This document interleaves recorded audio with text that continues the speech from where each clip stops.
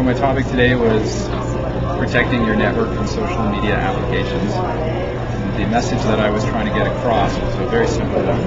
I wanted people to understand that the network should be defined very broadly, and that when you're trying to protect your network, you shouldn't just be thinking about the servers that you have at your organization, but that you should be considering all of the different devices that are attached to that network. And these days there are so many different devices that people attach to networks, sometimes with permission and sometimes without. So that would include BlackBerries and other personal digital assistants and cell phones that are extremely powerful and can transmit a lot of information and can run a lot of social media applications. For example, the iPhone is a wonderful device that is basically a very powerful computer that is on the network all the time. It's on the internet. It has potential to be on the internet all the time. You can run lots of applications and you can exchange a lot of information. So if you're looking to protect your network, you need to consider the social media applications that these different devices might be running, and you need to consider how you're going to control them. There's case law already on this in Canada.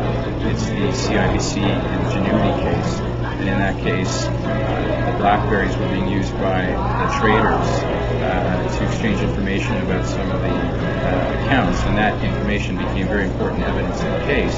And so that company is now looked at ways to make sure that that information is being treated in accordance with its policies, and has restricted some of those applications.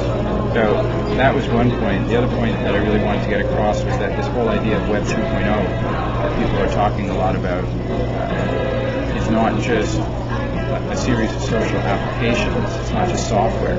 It's also something that people do everywhere, because you can use all of these applications on your cell phone, on your iPhone, on all sorts of different devices. So it's very important to understand that it's very hard to control these people and protect your network when they're all over the globe using their laptops and their devices to run these applications. And it's very important that when you come up with policies, try to make sure that you address those devices and the fact that people are not sitting in one location and they're not easily controlled.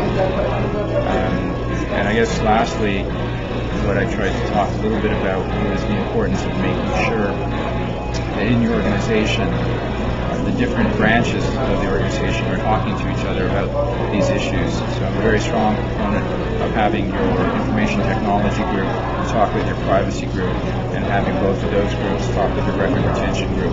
Because oftentimes the IT guys, the technology guys, will be logging information and keeping information and records that the records retention guys don't know anything about, and the privacy guys don't know anything about, and vice versa. So it's very important to have all of those people in your organization sit down and talk with each other at least once a year.